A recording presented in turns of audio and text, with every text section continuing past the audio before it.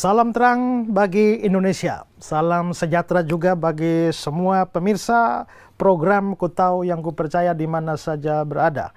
Kita berada dalam program Ku Tahu Yang Ku Percaya dalam episode-episode khusus yang akan membahas tentang doktrin Roh Kudus. Dan program ini bisa hadir di hadapan saudara-saudara karena dukungan doa dan dukungan dana dari pemirsa juga. Dan kami berterima kasih untuk itu dan semua yang telah diberikan untuk membuat program ini sampai atau menjangkau banyak orang. Kami percaya Tuhan memberkati setiap kita. Dan saudara-saudara, apabila di dalam pelajaran yang akan diberikan membuat saudara bertanya atau menimbulkan pertanyaan tertentu, atau juga saudara mempunyai pertanyaan yang lain di luar topik-topik yang akan kita bahas, ataupun membutuhkan dukungan doa, tim Pijar TV siap untuk melayani saudara. Ada nomor di layar kaca Anda, silakan Anda hubungi ke sana, dan dengan senang hati kami akan melayani saudara-saudara.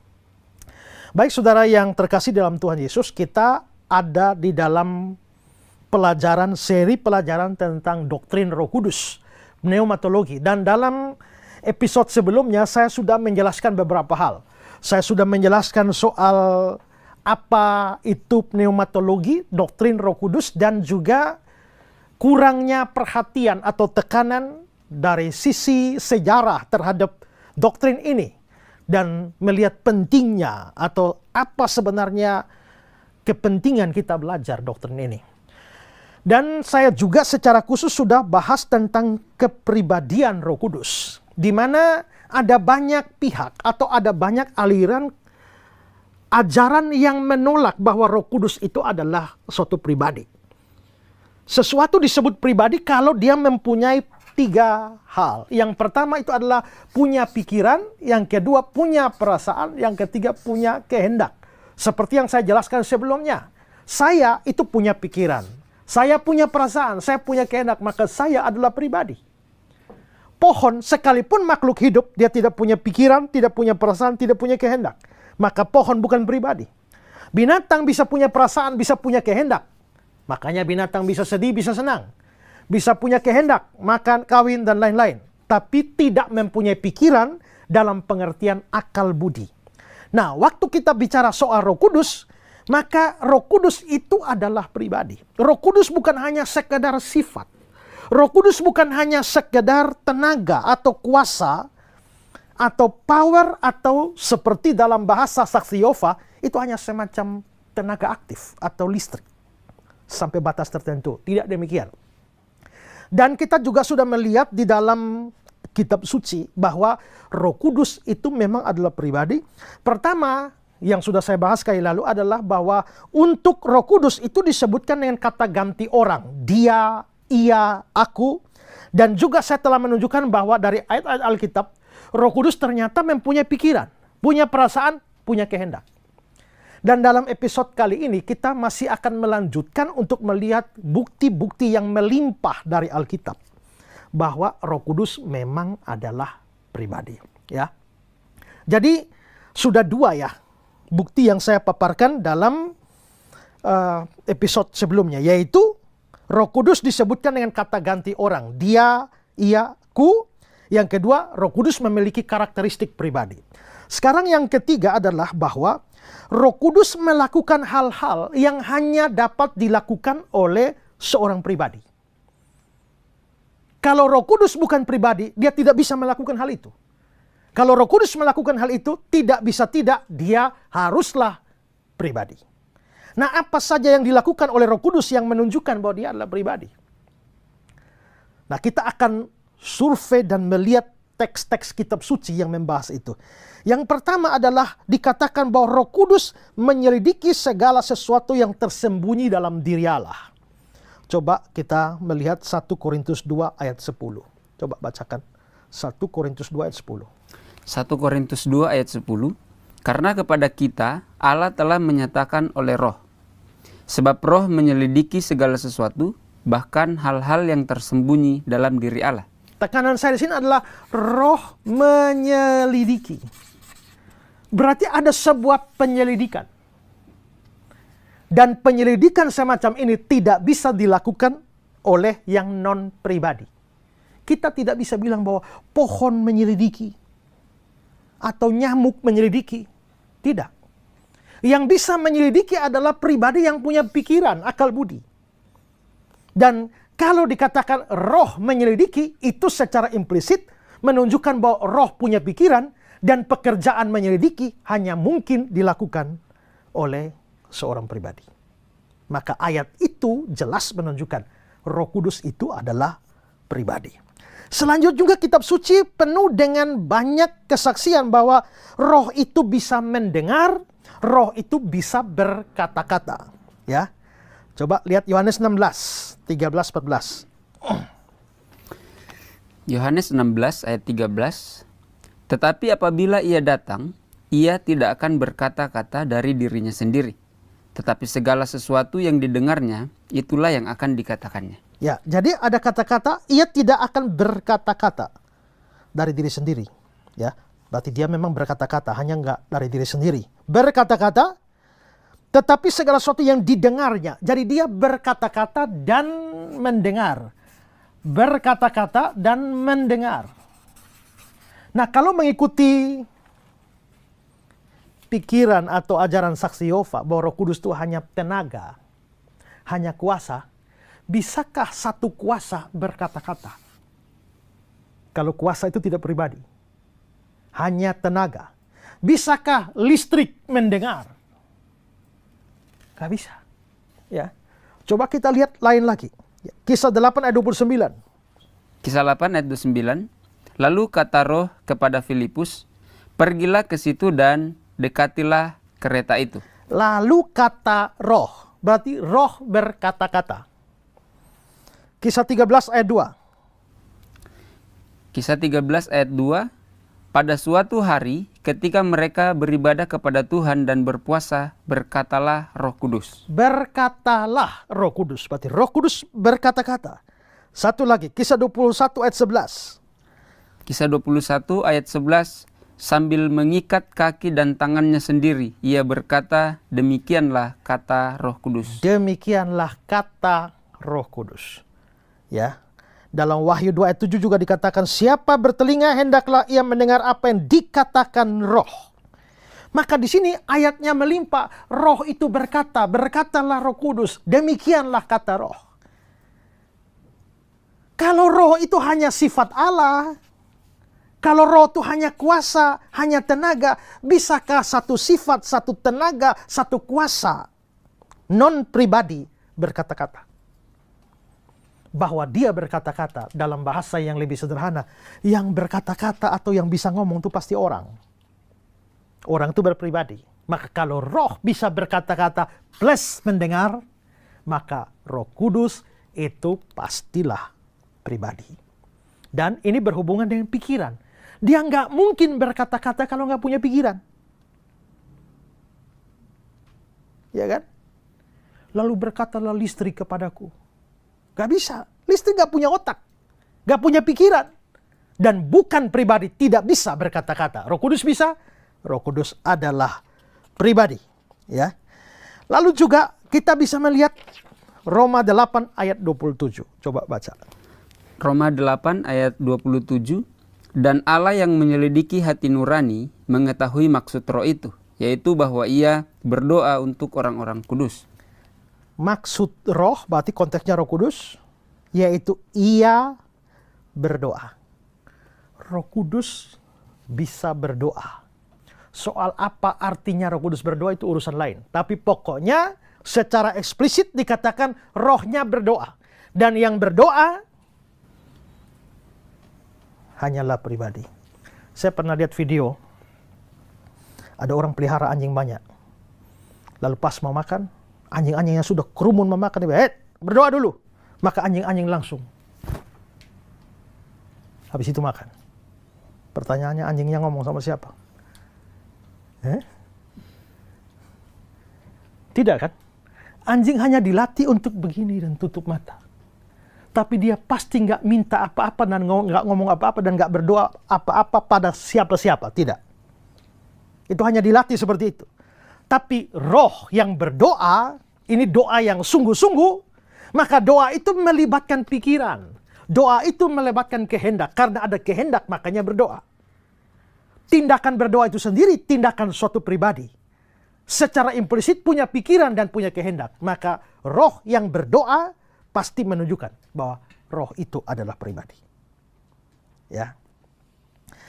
Lalu juga kita melihat di dalam kitab suci, roh itu bisa mengajar, bisa mengingatkan, bisa memberitahu, bisa menginsafkan.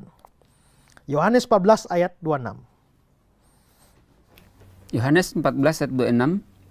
Tetapi penghibur, yaitu Roh Kudus yang akan diutus oleh Bapa dalam namaku, dialah yang akan mengajarkannya. Dialah yang akan mengajarkan. Berarti Roh Kudus bisa ngajar. Terus? Segala sesuatu kepadamu dan akan mengingatkan kamu akan semua yang telah kukatakan kepadamu. Roh bisa ngajar ya. Roh bisa kasih ingat ya. Yang bisa ngajar dan bisa kasih ingat punya pikiran nggak? Punya kan? Berarti ini secara implisit menunjukkan dia punya pikiran. Tapi secara eksplisit dia mengajar dan mengingatkan, itu pekerjaan pribadi.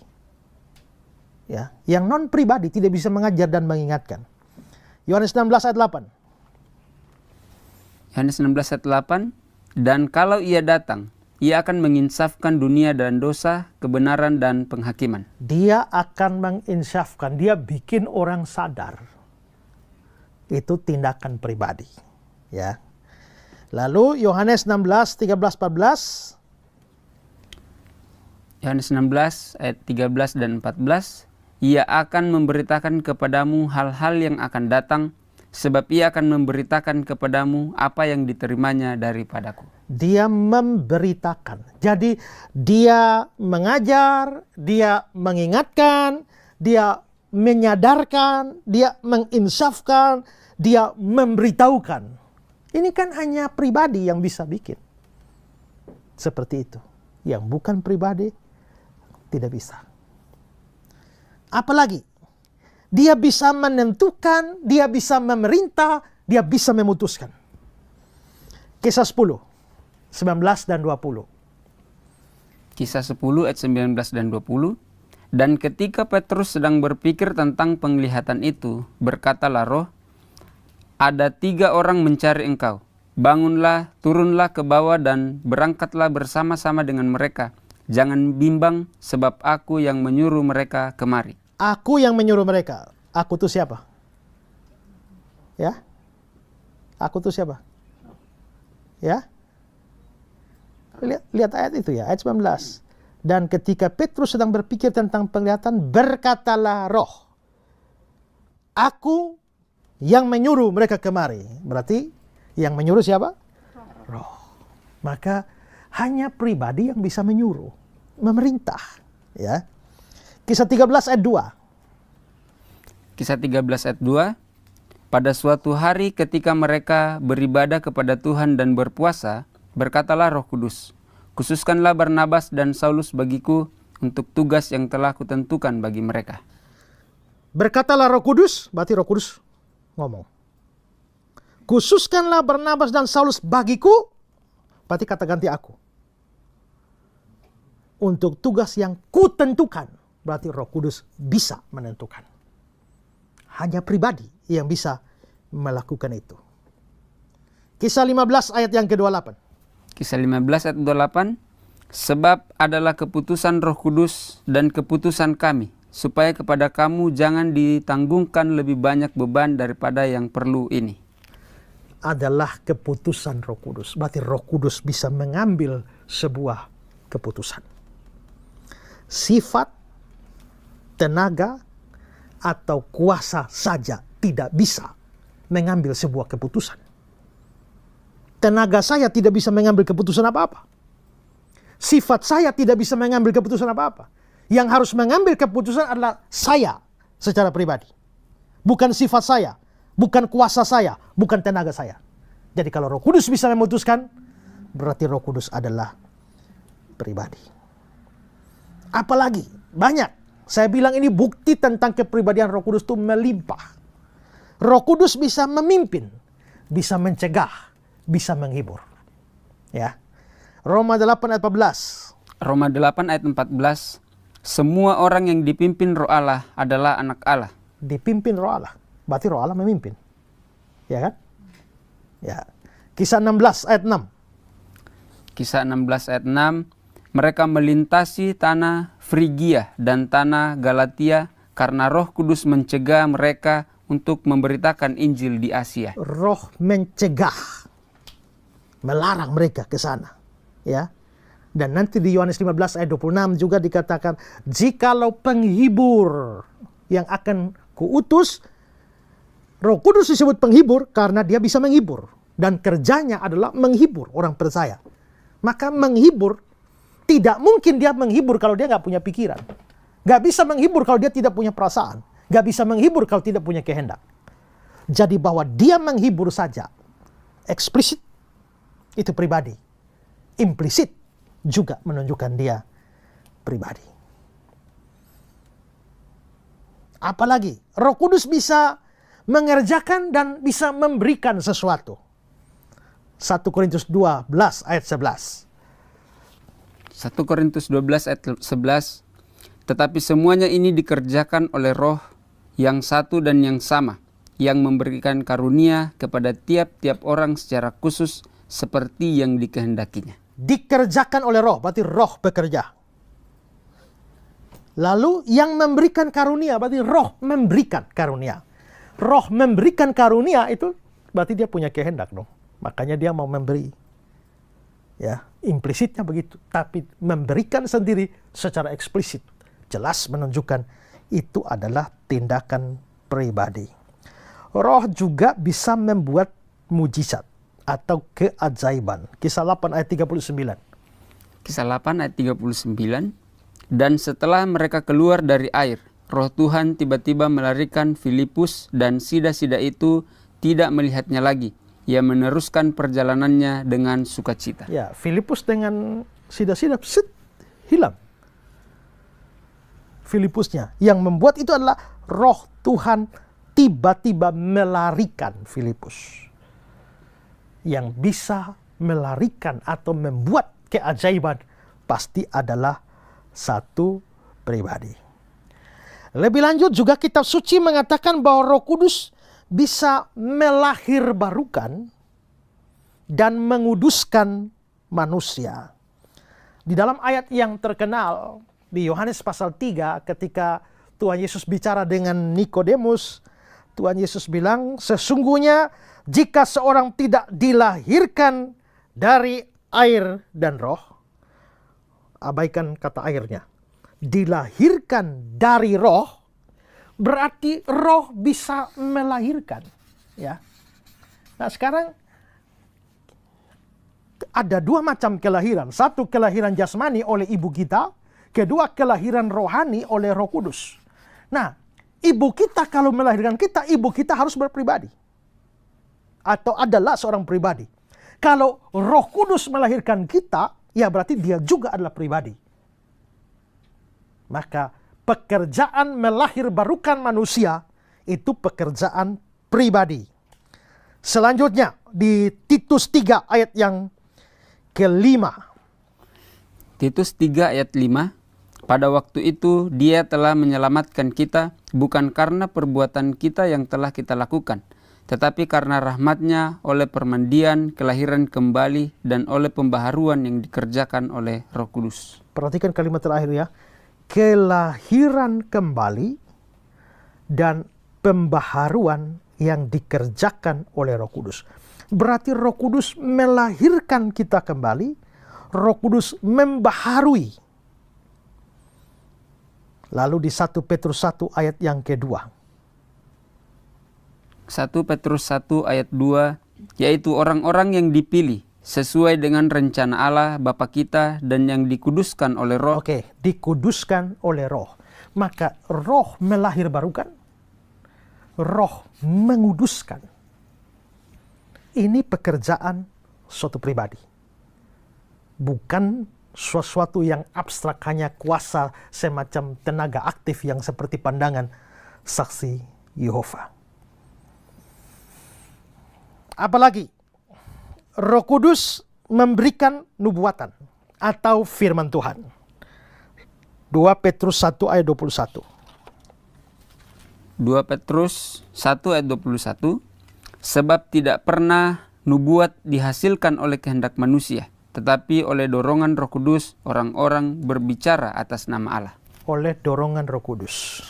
Nanti sampai pada pembahasan soal kealahan atau bukti kealahan Roh Kudus, kita akan melihat hal penting terkait dengan ayat ini. Tapi di sini cukuplah kita melihat bahwa nubuat itu dihasilkan oleh dorongan Roh Kudus.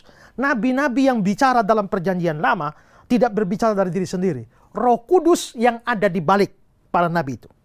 Sehingga memberikan nubuatan-nubuatan. Oleh dorongan Roh Kudus, orang-orang bicara atas nama Allah. Roh Kudus memberikan dorongan. Bicara ini nubuat, firman. Berarti Roh Kuduslah yang memberikan nubuat dan firman ditaruh di mulut para nabi dan disampaikan. Mana mungkin Roh Kudus bukan pribadi? Ini pasti adalah pribadi. Ya.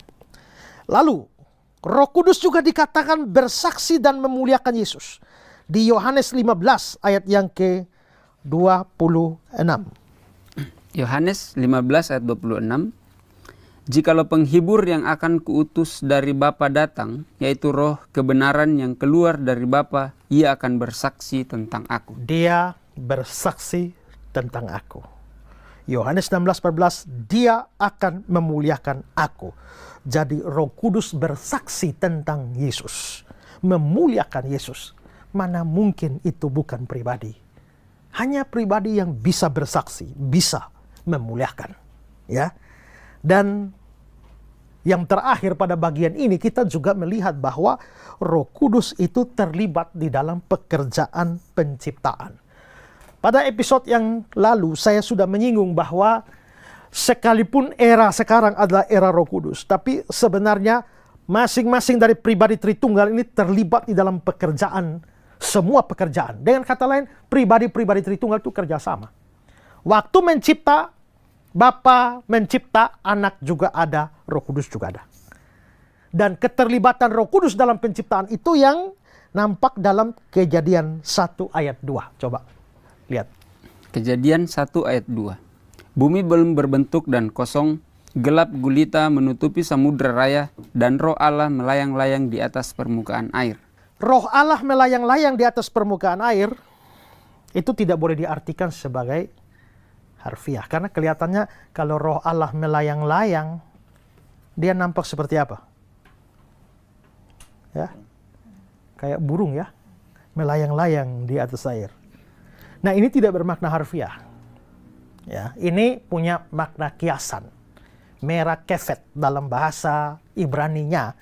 Itu sama seperti gambaran induk ayam yang berada di atas telur dan melindunginya dan memberikan kehidupan. Maka Roh Allah melayang-layang di atas permukaan air, artinya dia memberikan kehidupan kepada ciptaan. Ya. Coba kita melihat komentar dari Ryrie. Coba baca kata-kata Ryrie tentang Roh Allah melayang-layang ini. Kata melayang-layang di tempat lain hanya terdapat dalam Ulangan 32 ayat 11. Melayang-layang atau mengipas-ngipaskan, dan Yeremia 23 ayat 9 berarti bahwa Roh Kudus melayang-layang di atas dan memelihara bumi yang masih belum berbentuk dan kosong. Ya, karena bumi belum berbentuk dan kosong, Roh Allah melayang-layang itu memberikan kehidupan pada ciptaan. Ya. Atau juga Wycliffe Bible Commentary memberikan komentar begini. Roh Allah melayang-layang. Ruah merakefet. Kata-kata ini melukiskan kehadiran Allah yang memberikan energi, menyentuh dan mengusap dunia yang kacau balau yang belum selesai itu. Ketika dia bersiap-siap melengkapi ciptaannya. Bagaikan seekor induk burung setia melayang-layang di atas sarangnya, Allah bergerak keliling sambil melimpahkan kasih-Nya atas dunia yang baru jadi. Kalau begitu, sebenarnya waktu Bapa mencipta, Yesus juga turut dalam penciptaan, Roh Kudus juga turut dalam mencipta. Kalau Roh Kudus mencipta, bagaimana mungkin Roh Kudus bukan pribadi? Hanya pribadi yang bisa melakukan pekerjaan penciptaan. penciptaan. Jadi saudara, semua ini tidak mungkin, yang banyak yang sudah saya tunjukkan, ini menunjukkan tidak mungkin suatu kuasa, suatu sifat, atau hanya suatu tenaga bisa melakukan semua itu. Maka ini harus merupakan tindakan dari pribadi. Seperti kata Wesley Brill, Roh Kudus telah melakukan banyak hal yang hanya dapat dilakukan oleh satu pribadi.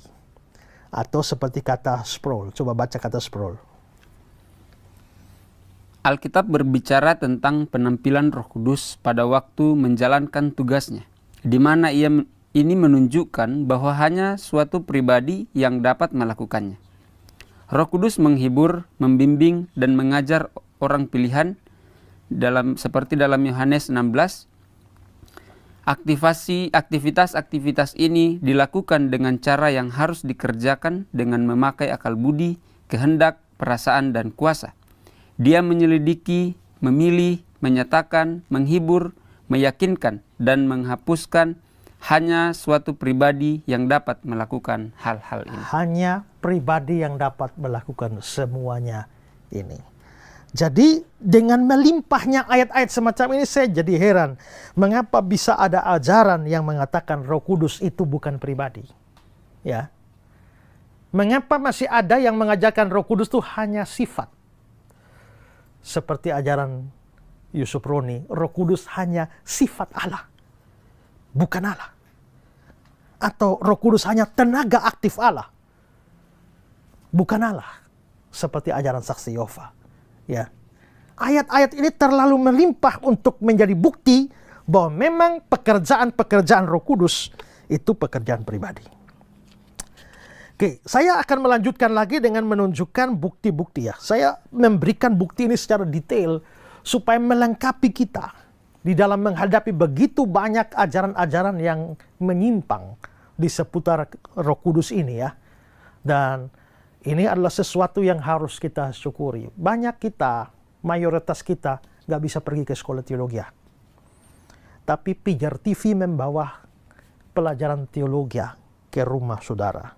Itu harus bersyukur. Dan kalau saudara belajar sungguh-sungguh mengikuti setiap episode demi episode, apalagi mulai dari pertama kali, saudara mungkin tidak punya gelar teologi, tapi bisa menjadi orang yang sangat mengerti teologi.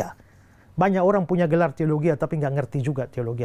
Apalagi kalau teologianya gelarnya hanya beli aja, ya bayar sekian jadi doktor teologi. Banyak model seperti itu, tapi tidak mengerti. Itu yang kita bilang dalam episode sebelumnya.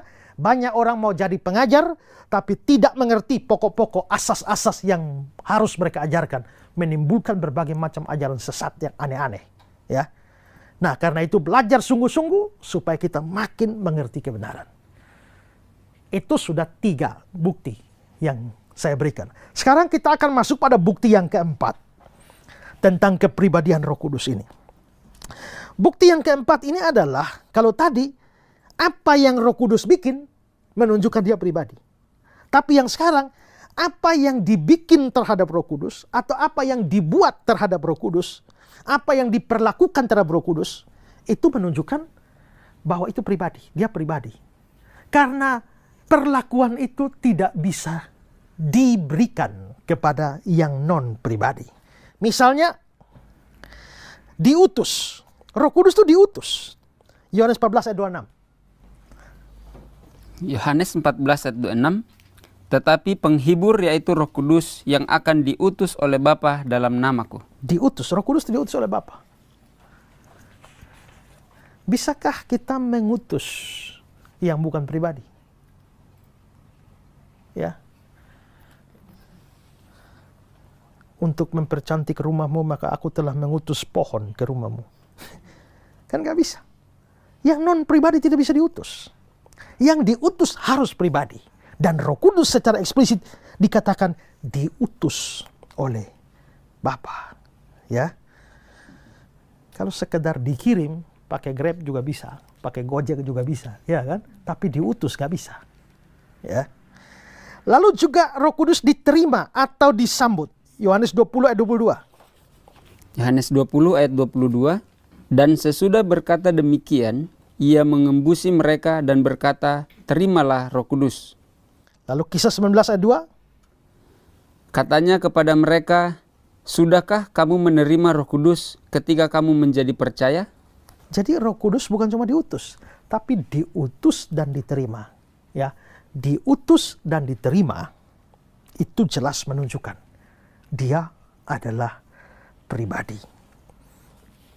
Lalu Roh Kudus juga perlu ditaati menurut firman.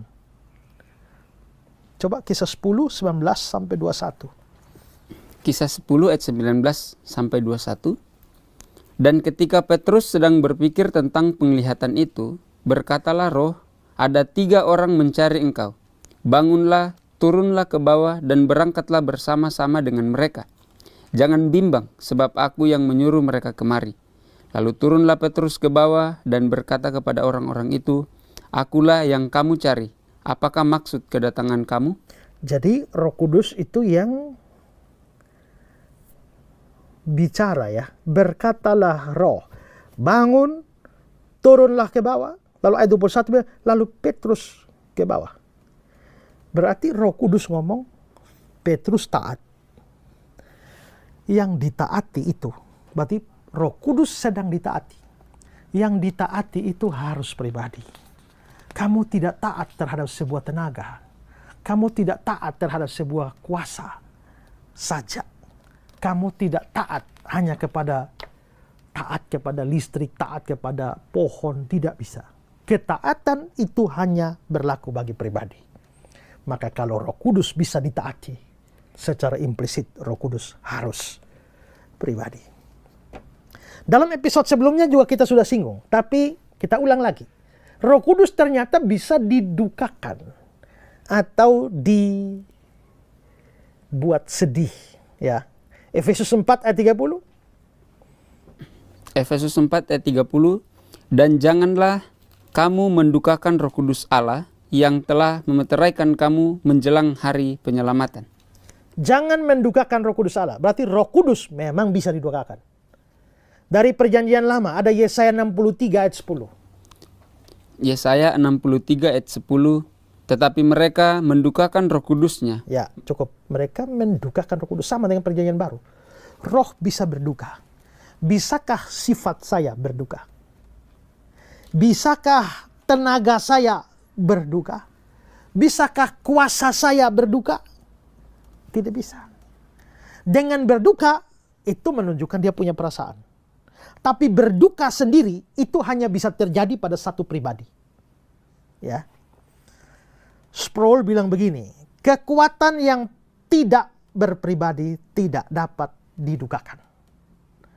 Kedukaan hanya dapat dialami oleh seorang pribadi. Ya. Ryrie bilang suatu pengaruh tidak dapat merasa berduka cita. Kalau hanya pengaruh saja nggak bisa berduka cita.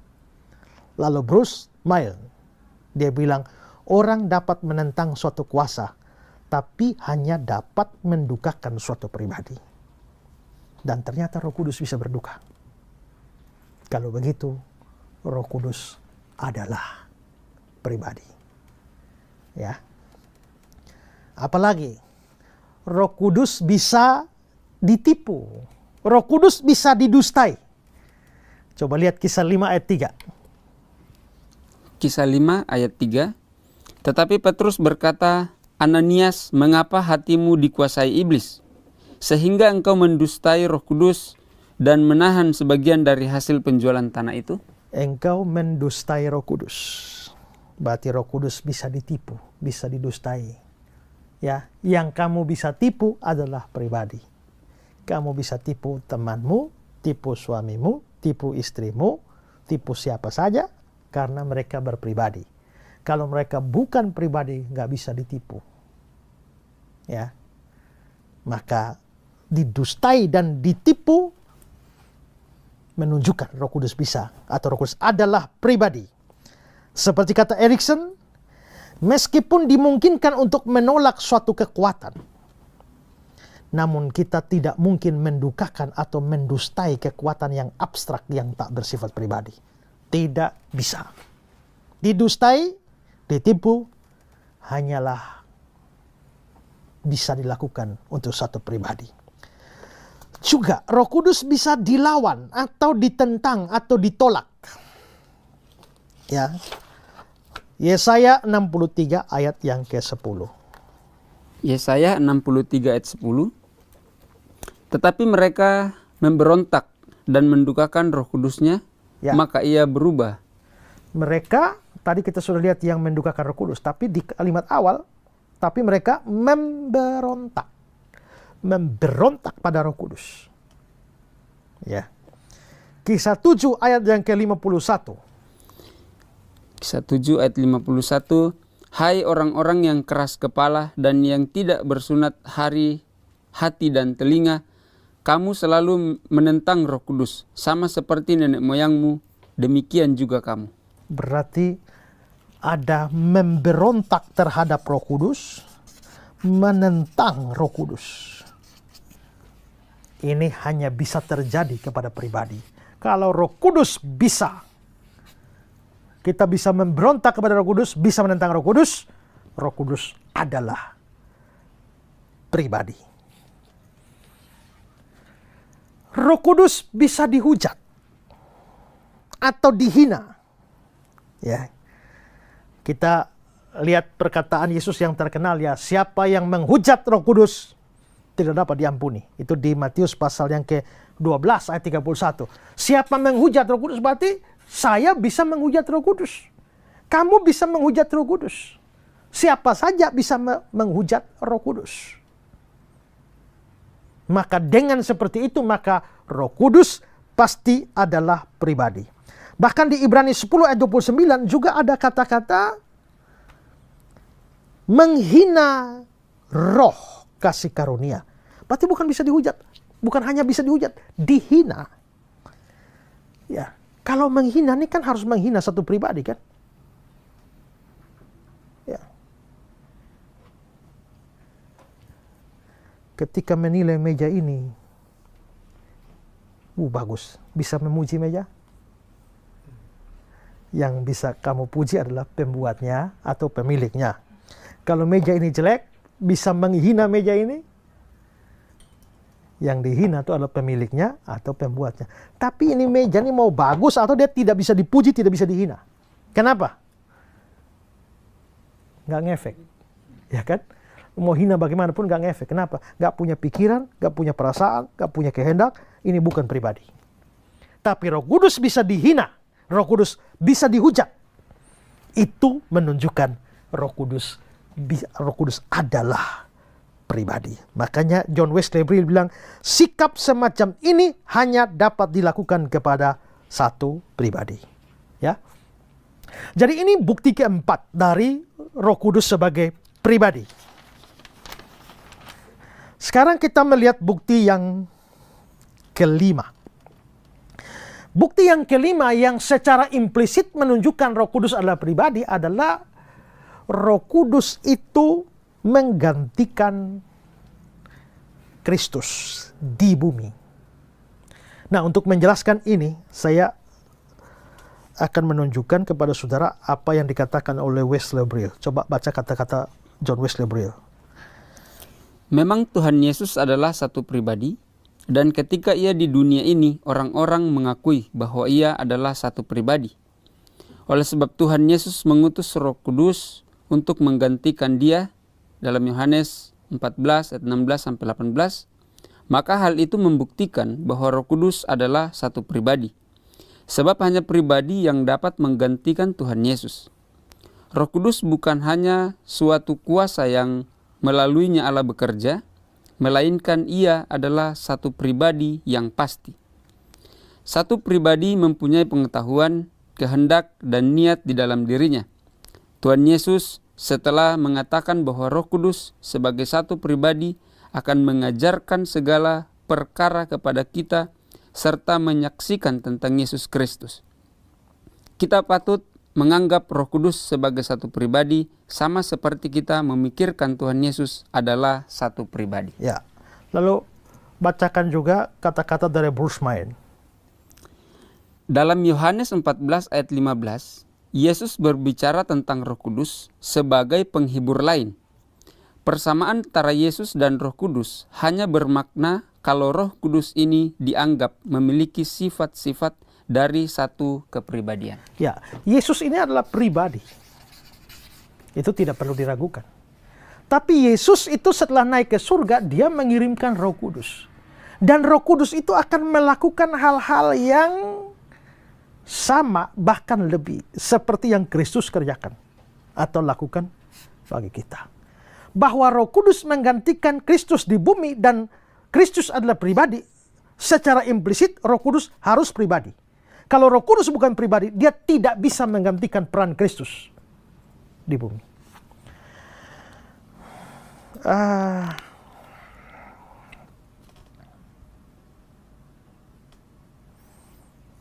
Misalkan kita berdua adalah sepasang kekasih.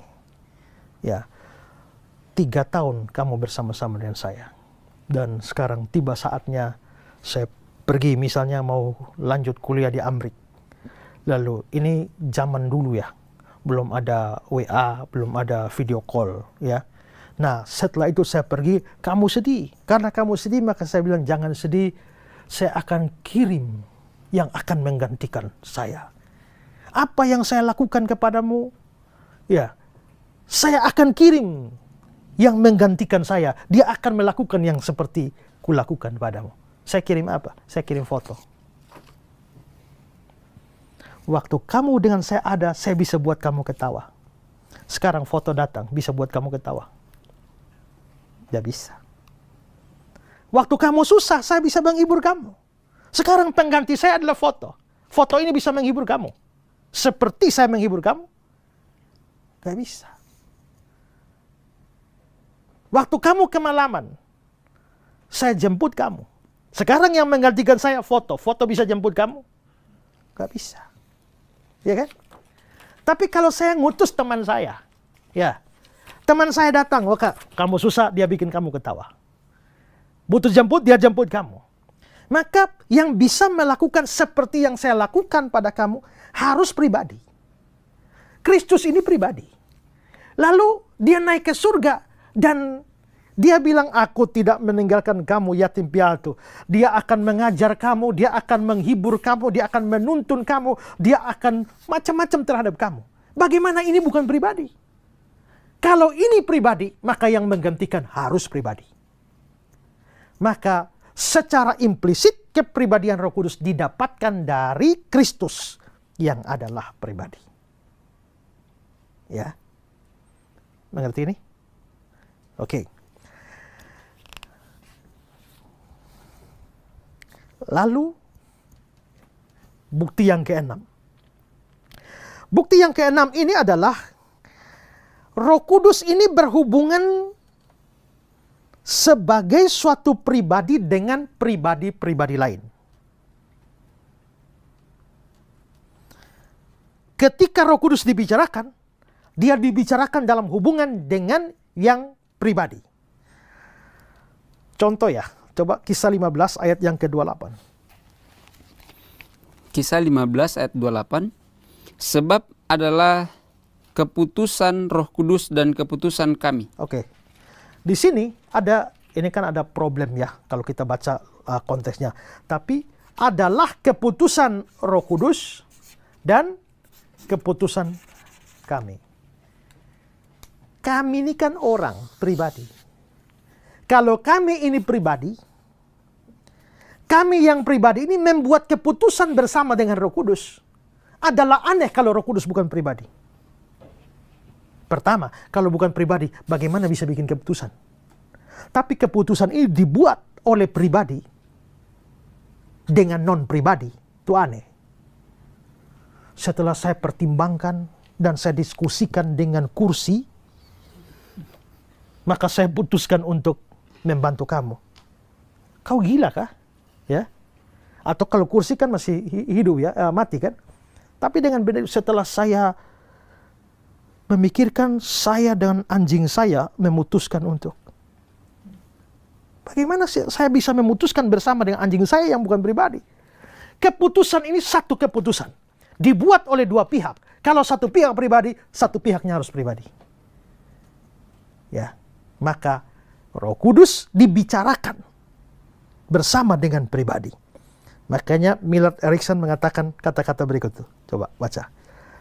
Agak sulit untuk membantah bahwa cara kerja yang terkoordinir dari Roh Kudus dan para pemimpin Kristen merupakan petunjuk bahwa Roh Kudus memiliki beberapa sifat yang juga terdapat di dalam kepribadian manusia. Ya, itu komentar dia tentang ayat itu. Lalu lihat Yohanes 16 ayat 14. Yohanes 16 ayat 14, ia akan memuliakan aku, sebab ia akan memberitakan kepadamu apa yang diterimanya daripadaku. Ia, yakni Roh Kudus. Roh Kudus akan memuliakan aku, Yesus. Kalau Roh Kudus memuliakan Yesus, Yesusnya pribadi. Roh Kudus harus pribadi.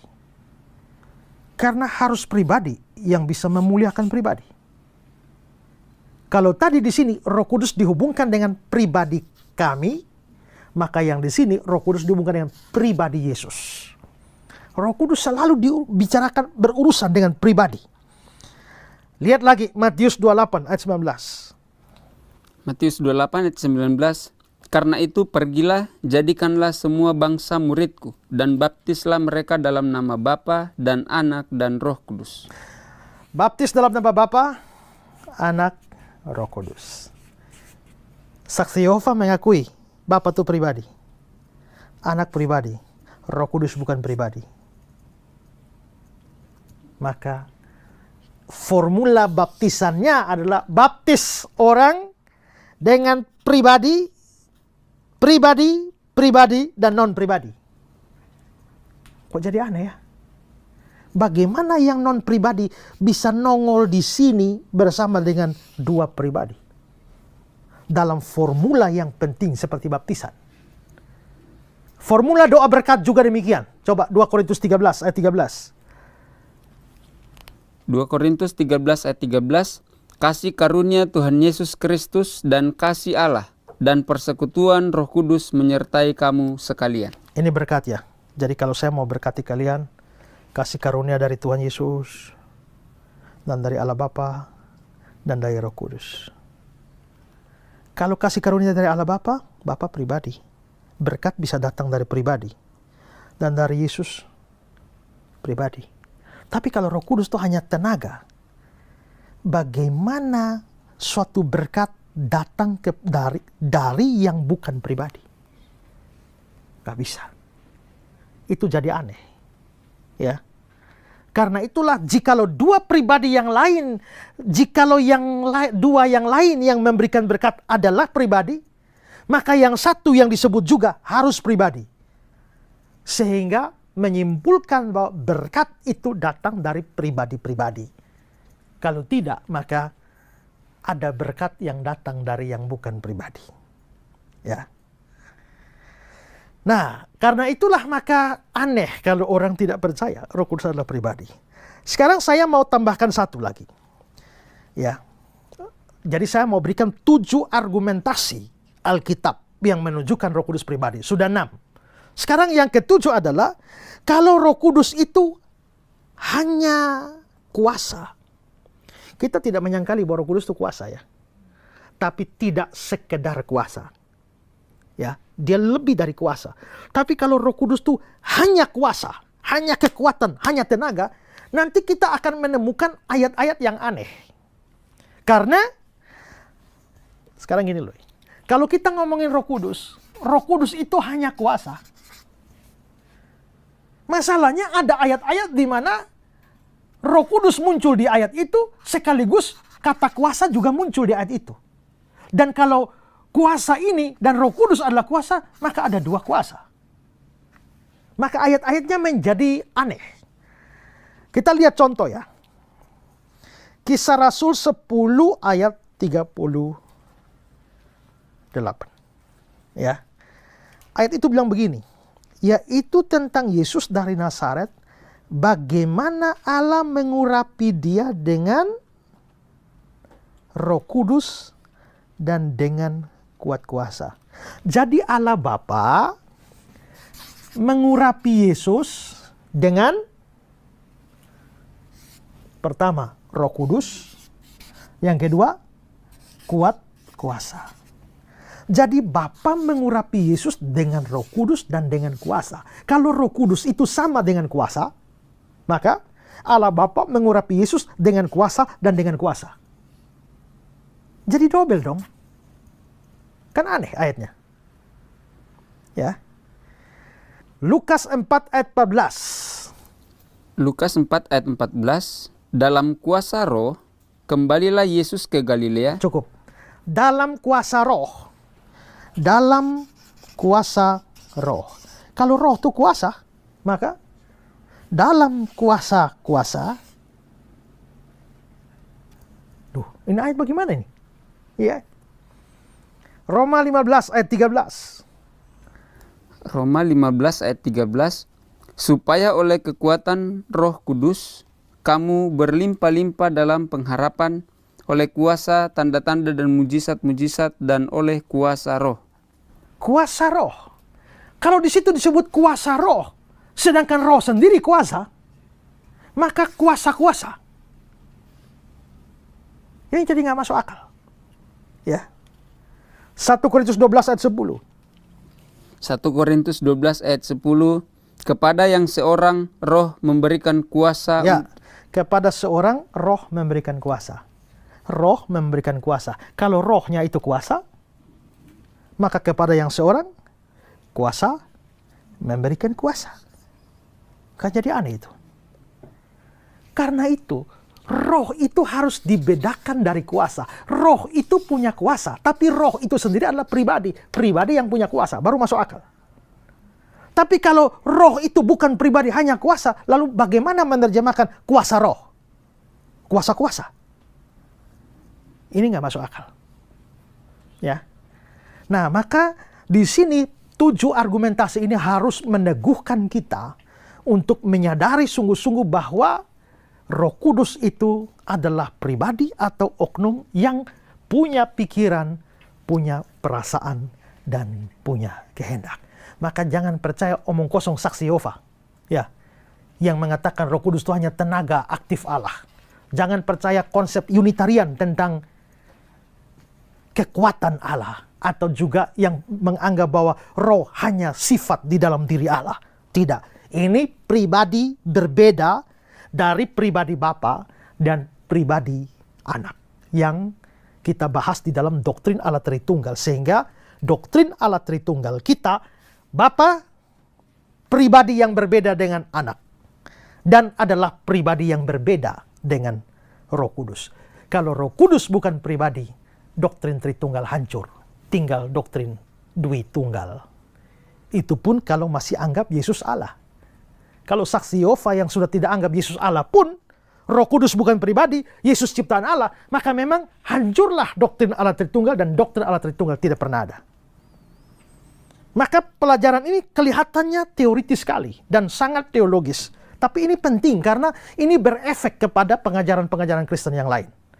Maka kalau saudara tidak mengerti yang saya ajarkan ini, saudara bisa atau sangat mungkin tersesat juga pada doktrin yang lain, terutama doktrin Allah Tritunggal. Maka ini adalah 7 bukti kepribadian Roh Kudus dari dalam kitab suci. Nah, saudara pemirsa, kalau apa yang saya jelaskan ini membuat saudara bingung atau ada pertanyaan, jangan ragu-ragu, silakan kontak nomor-nomor yang ada di layar Anda ini dan kirimkan pertanyaan saudara. Tim Pijar TV akan merespon setiap pertanyaan saudara. Dan kami juga berterima kasih bahwa program ini bisa sampai atau diproduksi dan bisa menjadi berkat bagi saudara itu karena dukungan saudara-saudara. Ada banyak orang yang punya hati untuk program seperti ini bisa menjangkau banyak orang, sehingga memberikan donasi mereka yang akhirnya dapat digunakan untuk membawa pelajaran-pelajaran rohani yang penting ini untuk mencapai banyak orang. Kami berterima kasih untuk setiap dukungan yang sudah saudara berikan, dan Tuhan pasti membalas jeripayah saudara maupun juga jeripayah kami, dan semuanya tidak akan sia-sia. Nah, kita sudah menyelesaikan pembahasan kita tentang bukti kepribadian Roh Kudus. Tapi masih ada soal. Kalau saudara ikut episode pertama, saya waktu mengungkapkan ajaran saksi Yehova, saya cuma tidak hanya mengatakan bahwa mereka tidak percaya Roh Kudus pribadi, tapi mereka memberikan dasar Alkitab. Mereka menunjukkan dari Alkitab juga bahwa Roh Kudus bukan pribadi. Maka persoalan tidak hanya selesai ketika saya menunjukkan pada saudara Roh Kudus berpribadi. Persoalan baru selesai bagaimana saya menjawab. Atau bagaimana kita menjawab dan menghancurkan argumentasi yang mereka bangun dari ayat-ayat yang ditafsir secara salah. Yang menunjukkan bahwa Roh Kudus itu bukan pribadi. Nah, ingat kembali pelajaran kita dalam episode sebelumnya. Apa sih yang membuat saksi Yehova tidak percaya Roh Kudus pribadi? Yang pertama adalah karena mereka mengatakan bahwa Roh Kudus ditampilkan dalam Alkitab bukan dalam bentuk pribadi, tapi dalam bentuk yang non-pribadi. Misalnya, waktu Yesus habis dibaptis, Roh Kudus datang kepada dia bukan sebagai orang, tapi sebagai burung. Burung kan bukan burung merpati. Kan burung bukan pribadi. Jadi Roh Kudus datang tampil sebagai yang bukan pribadi. Pada hari Pentakosta, Roh Kudus juga turun seperti lidah api. Lidah api itu bukan pribadi. Karena api tidak punya pikiran, perasaan, dan kehendak. Berarti 2 kali penampilan Roh Kudus. 1 burung merpati, 1 api, dua-duanya bukan pribadi. Maka kesimpulan mereka, apalagi Roh Kudus tidak pernah tampil sebagai orang. Maka kesimpulan mereka, Roh Kudus itu bukan pribadi. Ya. Nah, bagaimana kita menjawab kesulitan seperti ini? Pertama, mereka lupa bahwa bukan hanya Roh Kudus yang muncul sebagai yang bukan pribadi. Seperti burung tadi, merpati tadi. Tapi bahkan Allah Bapa maupun Yesus itu juga ditampilkan atau diberitakan di dalam Alkitab dalam gambaran yang non-pribadi. Ya. Contoh, ini tentang Allah Bapa. Ulangan 32 ayat 11, 12. Ulangan 32 ayat 11 sampai 12. Laksana Raja Wali menggoyang bangkitkan isi sarangnya, melayang-layang di atas anak-anaknya, mengembangkan sayapnya, menampung seekor dan mendukungnya di atas kepaknya. Demikianlah Tuhan sendiri menuntun dia dan tidak ada Allah asing menyertai dia. Ya, ayat 11 berkata laksana Raja Wali, berarti burung. Lalu ayat 12, demikianlah Tuhan, T-U-H-A-N, huruf besar semua. Bahasa Ibraninya YHWH atau Yahweh. Berarti di sini yang disebut laksana Raja Wali itu Yahweh. Nah, berarti Allah Yahweh digambarkan sebagai Raja Wali. Raja Wali pribadi atau bukan? Bukan. Itu binatang. Lalu kenapa saksi Yehova tidak anggap Allah Bapa itu bukan pribadi? Ya. Kalau Roh Kudus muncul sebagai merpati, berarti merpati bukan pribadi, maka Roh Kudus bukan pribadi. Sekarang Allah Bapa ditampilkan sebagai Raja Wali. Raja Wali juga bukan pribadi.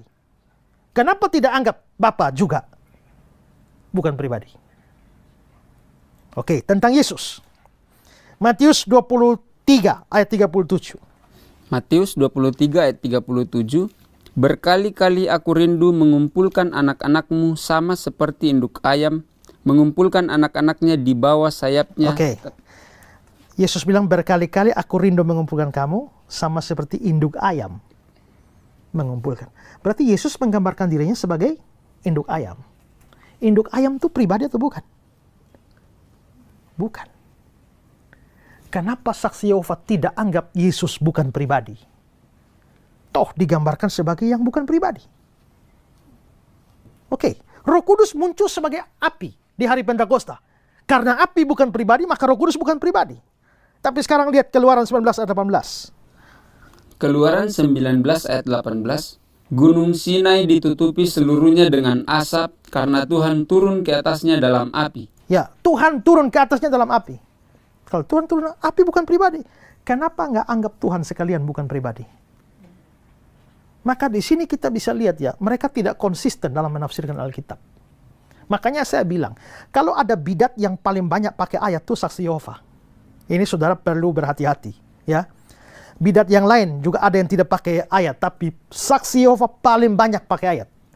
Tapi paling banyak memutarbalikan ayat-ayat. Ya. Kadang begitu licik. Mereka pindahkan satu koma saja, arti jadi lain. Saya kasih contoh ya. Misalnya orang saksi Yehova kan, mereka nggak percaya ada neraka. Ya. Percaya surga ada, tapi surganya cuma 144.000 orang yang dapat. Neraka tidak ada. Nah, di luar 144.000 orang di mana mereka? Mereka akan hidup di Firdaus di bumi. Tapi apakah Firdaus sekarang sudah ada? Belum. Firdaus itu baru muncul di akhir zaman. Sekarang belum ada Firdaus. Kalau memang sekarang belum ada Firdaus, kenapa Yesus berkata kepada penjahat, hari ini juga engkau bersama dengan aku di Firdaus? Mereka bilang, oh tidak. Dalam terjemahan Alkitab saksi Yehova kan, ayat kita bilang, aku berkata kepadamu, sesungguhnya hari ini engkau bersama dengan aku di Firdaus. Itu kan bunyi ayat Alkitab kita kan. Alkitab mereka bunyinya gimana? Aku berkata kepadamu hari ini, sesungguhnya engkau bersama dengan aku di Firdaus. Jadi bukan masuk Firdaus hari ini, tapi aku berkata kepadamu hari ini. Hari ini berhubungan dengan aku berkata padamu, bukan berhubungan dengan Firdaus. Jadi Firdaus memang belum ada. Tapi yang aku ngomong dengan kamu ini, hari ini, aku berkata kepadamu hari ini, kamu akan masuk Firdaus. Coba licik sekali, mereka pindah koma saja. Itu, ya. Mereka paling banyak pakai ayat. Tapi sering ayat itu tidak ditafsirkan secara benar. Nah, kalau mereka mau konsisten, karena Roh Kudus muncul sebagai merpati dan sebagai api, maka Roh Kudus bukan pribadi. Bapa sebagai Raja Wali, Yesus sebagai ayam, Tuhan dikatakan turun dalam api. Kalau konsisten, anggaplah Bapa, Anak, Roh Kudus, semua bukan pribadi. Kalau ada saksi Yehova yang lihat acara ini, bertobatlah kamu. Ya, dari ajaran sesat yang mengikat pikiranmu dan kembali kepada kitab suci. Ya, jika tidak, kamu tidak mungkin diselamatkan. Ya. Lalu, coba kita lihat Ibrani 1 ayat 7. Ibrani 1 ayat 7, dan tentang malaikat-malaikat ia berkata, yang membuat malaikat-malaikatnya menjadi badai dan pelayan-pelayannya menjadi nyala api. Berarti malaikat digambarkan dengan badai. Malaikat digambarkan dengan nyala api. Apakah badai itu pribadi? Bukan. Apakah api pribadi? Bukan. Kalau begitu, malaikat bukan pribadi. Tapi mereka tidak menarik kesimpulan seperti itu. Mereka tetap anggap malaikat pribadi. Lagi-lagi, ini menunjukkan penafsiran mereka tidak konsisten. Dan tanggapan saya yang ketiga adalah begini. Karena mereka bilang, karena Roh Kudus muncul sebagai yang bukan pribadi, merpati dan api, maka Roh Kudus bukan pribadi. Pertanyaannya gini, aturan dari mana bahwa yang berpribadi harus menyatakan diri dalam bentuk pribadi? Mengapa tidak bisa satu pribadi menyatakan diri dalam bentuk yang bukan pribadi? Aturan dari mana? Apakah saksi Yehova mau bikin aturan sendiri? Lagi pula, harus diingat ya, kalau Roh Kudus digambarkan sebagai merpati, itu bukan berarti bahwa merpati itu Roh Kudus. Ya kan? Satu hari, pada hari kebaktian peringatan Pentakosta, ada pendeta yang mau bikin drama. Maksudnya dia mau bikin sedemikian rupa supaya nanti dia dari mimbar dia khotbah. Lalu dia akan bicara pada jemaat, datanglah Roh Kudus, turunlah Roh Kudus. Maka dia sudah kasih tahu koster gereja. Hari Sabtu pergi beli burung merpati. Lu naik taruh di atap situ ya. Ikat baik-baik dari situ, lu tunggu di situ. Nanti pada waktu saya dengar baik-baik, waktu saya bilang datanglah Roh Kudus, turunlah Roh Kudus, kau lepas merpati itu. Nah, semua sudah disetting, merpati sudah dibeli. Pada waktu pendeta sudah berkhotbah, turunlah Roh Kudus, datanglah Roh Kudus. Pendeta tunggu-tunggu merpati tidak keluar-keluar. Ya. Dia pikir jangan-jangan Koster kurang dengar. Dia teriak, datanglah Roh Kudus, turunlah Roh Kudus. Tidak juga keluar merpatinya. Turunlah Roh Kudus. Tiba-tiba Koster sambung jelas, Pak Pendeta, Roh Kudusnya sudah dimakan kucing. Rupanya merpati dimakan kucing. Berarti merpati itu bukan Roh Kudus bukan merpati. Hanya saja Roh Kudus digambarkan sebagai merpati. Mengapa Roh Kudus digambarkan sebagai merpati? Kita bahas dalam episode-episode yang akan datang. Begitu juga api itu bukan Roh Kudus. Ya kan? Kalau api itu Roh Kudus itu api. Waktu rumah terbakar, Roh Kudus sedang membakar rumah. Begitu. Memasak di dapur, saya lagi masak dengan Roh Kudus. Oh, haleluya. Ya kan? Tidak. Api bukan Roh Kudus bukan api. Tapi ada sifat tertentu dari Roh Kudus yang digambarkan dengan api. Begitu juga Yesus bukan ayam. Ayam bukan Yesus. Kalau Yesus itu ayam itu Yesus. Waktu kau makan daging ayam, kau makan daging Yesus. Ya kan? Tapi maksudnya dalam konteks tertentu, sifat Yesus digambarkan seperti induk ayam yang mau melindungi anak-anaknya. Jadi itu hanya simbol. Maka satu pribadi bisa menyatakan dirinya dalam bentuk yang non-pribadi. Sekarang gini. Kalau saya ngajak anak ini, 5 kali 5 berapa? 20. Salah. 25. Ulang. 5 kali 5? 20. Bukan. 25. 5 kali 5? 35. Bukan 25. Ulang. 5 kali 5? 15. Marahlah saya bilang, kau bodoh sekali, seperti kerbau kau ini. Waktu saya bilang seperti kerbau, apakah saya bermaksud anak itu bukan pribadi karena dia binatang? Tidak. Anak itu tetap pribadi. Tapi untuk menggambarkan kebodohannya, saya pakai kerbau yang non-pribadi. Maka satu pribadi bisa digambarkan sifat tertentu dengan menggunakan non-pribadi. Tuhan juga begitu. Tuhan itu seperti gunung batu. Tuhan itu pribadi, tapi menggambarkan dirinya dengan gunung batu yang bukan pribadi. Tuhan itu kota benteng. Kota benteng itu tidak pribadi, tapi menggambarkan sifat dari pribadi. Maka begitu juga merpati, api, dan lain-lain, itu juga hanya gambaran tentang pribadi, ya.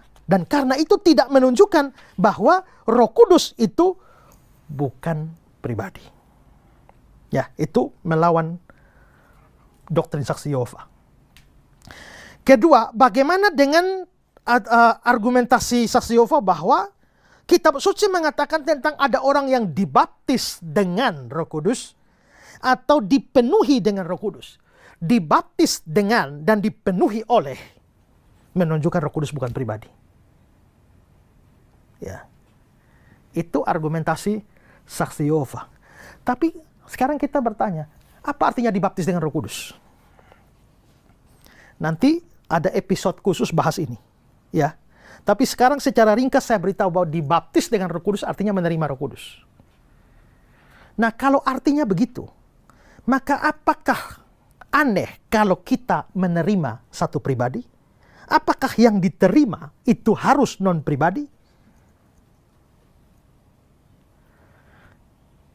Setelah melihat kamu sekian bulan, saya tahu saya jatuh cinta pada kamu.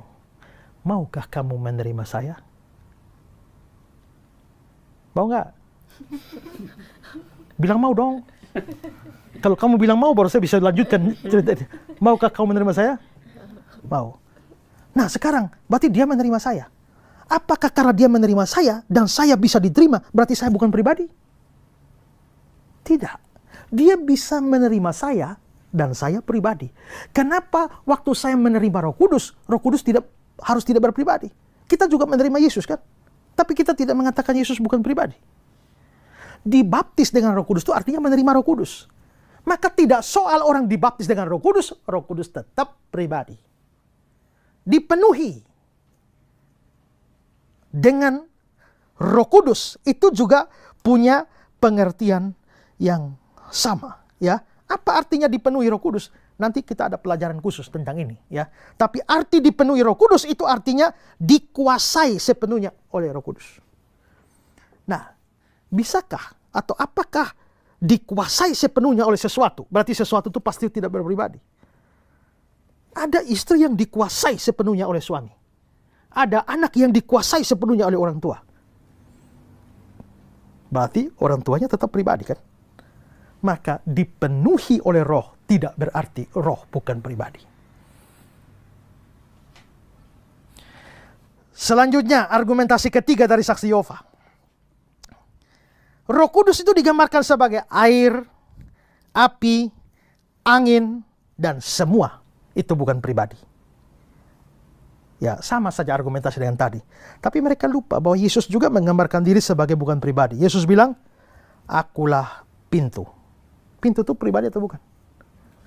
Bukan. Yesus bilang, akulah jalan. Jalan itu pribadi bukan? Bukan. Adalah biasa seorang pribadi menggambarkan diri dengan yang bukan pribadi. Jadi kalau Roh Kudus digambarkan air, api, angin, anggur, dan lain-lain. Semua bukan pribadi, gambaran-gambaran itu. Tapi itu tidak mengharuskan pribadi yang digambarkan itu harus bukan pribadi. Ya. Maka di sini gugurlah doktrin saksi Yehova bahwa Roh Kudus itu bukan pribadi. Sekali lagi, ya, kalau saudara saksi Yehova yang sedang dengar pelajaran ini, kembalilah kepada kitab suci, ya. Atau kalau saudara kenal ada saksi Yehova, ya, tolong kirimkan khusus ini, ya, session episode ku tahu yang ku percaya yang ini, tolong kirim ke saksi Yehova. Suruh belajar baik-baik firman Tuhan dan suruh kembali kepada kebenaran untuk mengakui Roh Kudus sebagai pribadi, bahkan Allah, dan juga percaya pada doktrin Allah Tritunggal. Ya. Nah, maka selesailah seluruh urusan kita berkenaan dengan Roh Kudus sebagai pribadi. Tapi kalau saudara pikir-pikir, ini Pak Esra ini dua episode ini bicara hal-hal di awan-awan saja, ya. Di langit-langit saja, tidak berkenaan dengan hidup kita hari-hari. Saudara perlu ingat, kekristenan itu bukan hanya apa yang harus kau lakukan. Kekristenan itu dua. Apa yang harus kau percaya dan apa yang harus kau lakukan. Ya. Banyak orang Kristen tidak suka belajar doktrin-doktrin lah. Yang penting apa yang kita lakukan. Pendeta tidak usah omong banyak teori. Kasih tahu saja apa yang saya harus lakukan. Nggak bisa begitu. Itu kekristenanmu pincang. Tapi kekristenan juga tidak hanya apa yang harus kau tahu. Tapi tidak tahu apa yang harus kau lakukan. Dua-dua ini penting. Kamu harus tahu apa yang kamu percayai. Kamu harus tahu apa yang kamu lakukan. Dan apa yang kamu lakukan itu berdasar dari apa yang kamu tahu. Ya. Maka harus tahu apa yang dipercayai. Makanya kita bikin program Ku Tahu Yang Ku Percaya. Ya. Saudara pergi ke kampung-kampung Kristen, percaya Yesus Tuhan, percaya. Apa buktinya? Gak tahu, pokoknya Tuhan. Kalau sudah pokoknya begitu repot. Ya, itu percaya tapi nggak tahu apa yang dia percayai. Nah, kita nggak mau seperti itu. Kalau saudara percaya Yesus Tuhan, Yesus Allah, harus tahu mengapa. Kalau saudara kebaktian hari Minggu, harus tahu kenapa. Ya. Kalau saudara percaya Yesus, harus tahu mengapa percaya Yesus. Kalau saudara percaya Yesus satu-satunya jalan, harus tahu mengapa. Nah, maka yang dua episode yang sudah saya bicarakan ini adalah apa yang harus saudara ketahui. Seandainya itu tidak berhubungan dengan apa yang harus saudara lakukan, itu tetap harus diterima. Kita ngomong doktrin Allah Tritunggal, itu semua teori. Apa kaitannya kepercayaan terhadap doktrin Allah Tritunggal dengan perbuatan hari-hari? Sangat sulit untuk cari. Tapi sekalipun tidak menemukan aspek praktis dari doktrin Tritunggal, tapi doktrin Tritunggal tetap penting. Ya. Tapi sekarang saya juga mau berikan, setelah kita percaya dan tahu Roh Kudus itu pribadi, apa sih efeknya? Ada. Efeknya adalah waktu kamu berhubungan dengan Roh Kudus, kamu harus sadar kamu sedang berhubungan dengan pribadi. Ya. Kamu tidak sedang berhubungan dengan suatu barang, Ya, kamu tidak berhubungan dengan sesuatu yang abstrak. Kamu berhubungan dengan satu pribadi. Ya, coba baca kata-kata R.C. Sproul. Tahukah Anda siapa Roh Kudus itu? Apakah Anda memahami Roh Kudus dalam hubungan pribadi? Atau apakah Roh Kudus tetap bagi Anda sebagai konsep abstrak yang kabur, berkabut atau ilusi, kekuatan yang tidak berbentuk? Kekuatan dalam dari diri mereka sendiri adalah impersonal. Tetapi Roh Kudus bukan sekedar kekuatan abstrak. Dia adalah pribadi yang memberi kuasa kepada umat Allah untuk kehidupan Kristen. Ya, maksudnya adalah Roh Kudus itu adalah pribadi. Maka waktu saudara berurusan dengan Roh Kudus, saudara sedang berurusan dengan seseorang. Saudara bukan berurusan dengan sesuatu, tapi seseorang. Seorang teolog namanya Martin Buber, dia bilang begini ya, bahwa dalam membangun relasi, manusia itu mengambil dua sikap terhadap dunia, kata Martin Buber. Pertama itu adalah I and thou, aku dan engkau. Itu relasi pertama. Sedangkan relasi yang kedua itu adalah relasi I and it, aku dan itu, benda. I and thou, itu relasi subject to subject. Tapi I and it, subject to object. Nah, kalau Roh Kudus itu pribadi, maka relasi saya dengan Roh Kudus itu bukan I and it, tapi I and thou. Ini yang saya bilang dalam episode sebelumnya. Sekarang, bagaimana relasimu dengan sepatumu?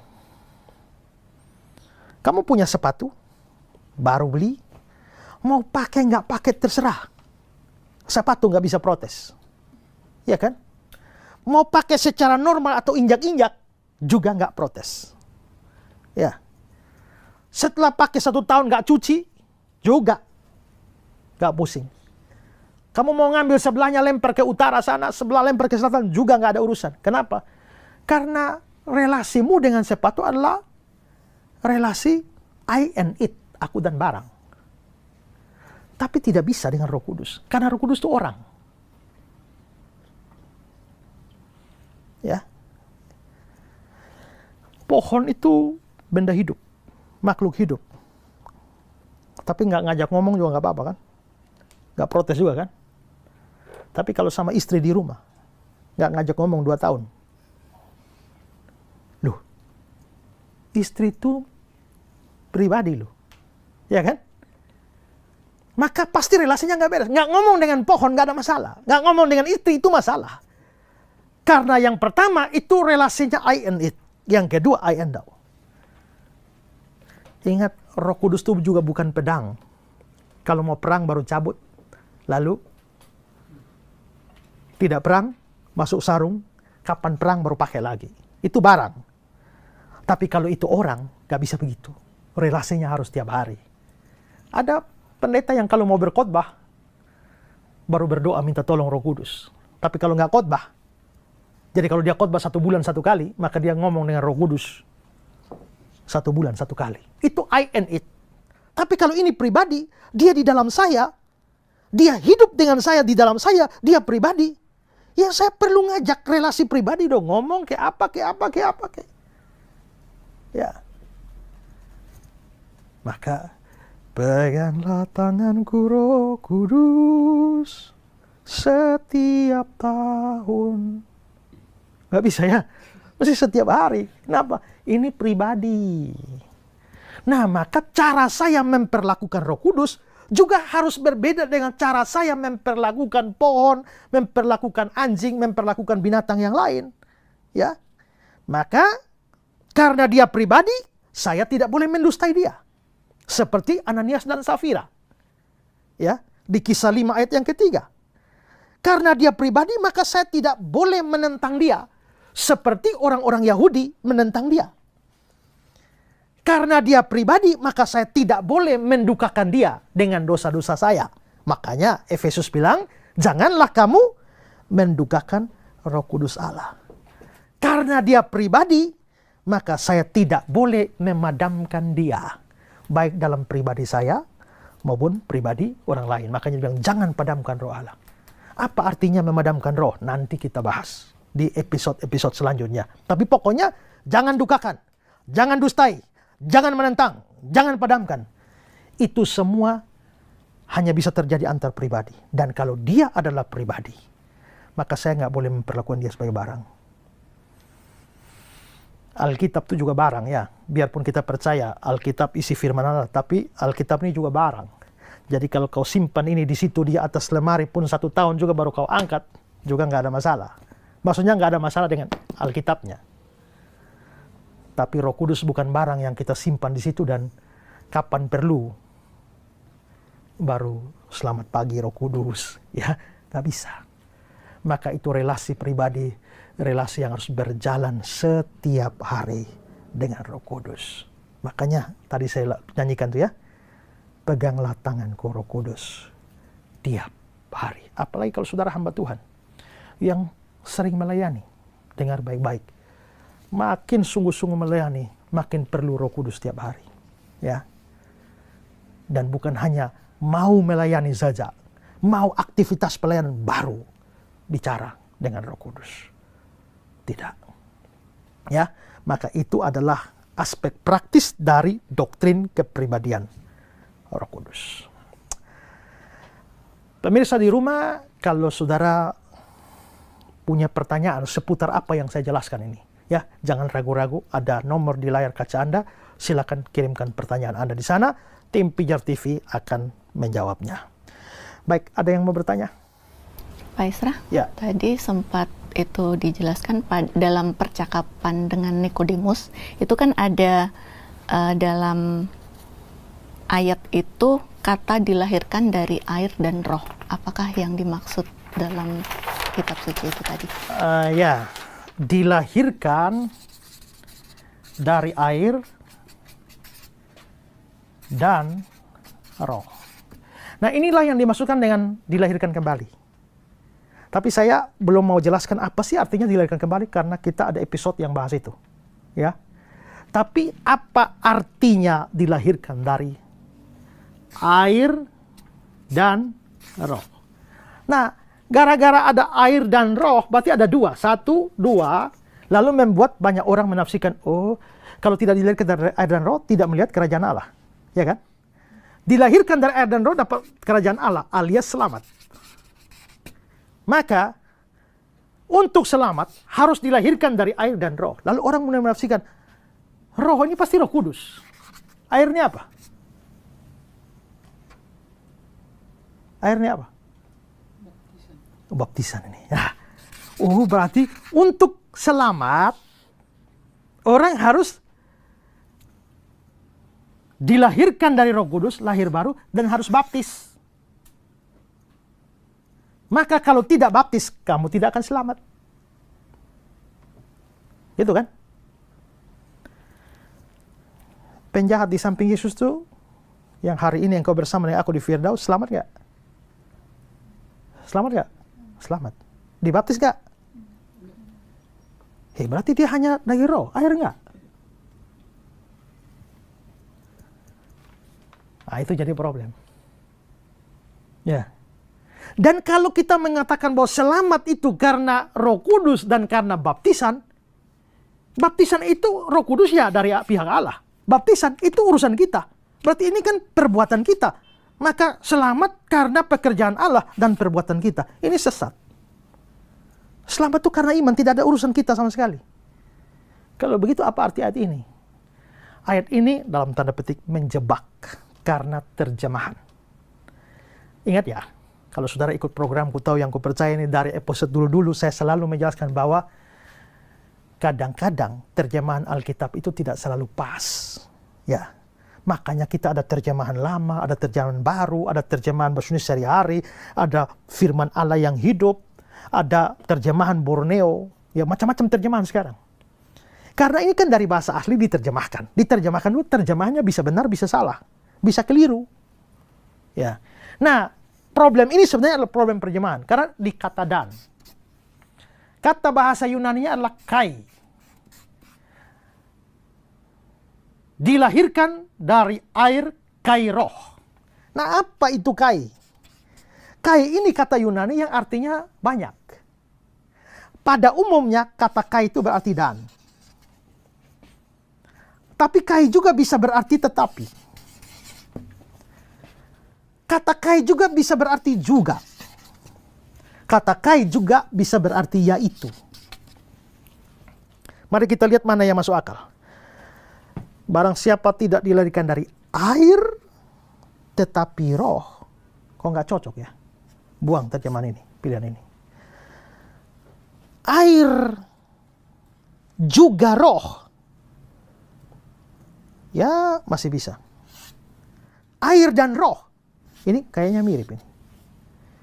Maka terjemahan Alkitab Indonesia memilih air dan roh. Maka begitu kata dan ditaruh di sini, lalu muncul berarti ada dua, yaitu air dan roh.